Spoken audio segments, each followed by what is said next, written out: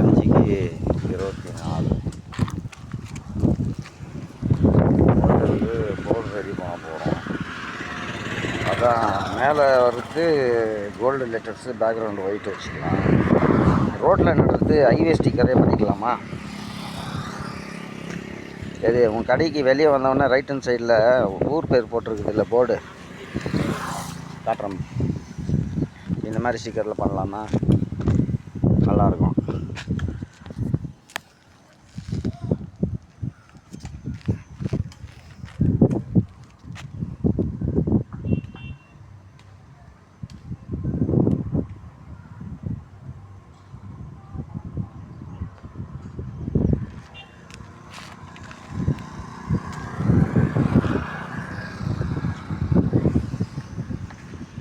இது double side பண்ணிக்கலாம், 2 பக்கமும் தெரிகிற மாதிரி.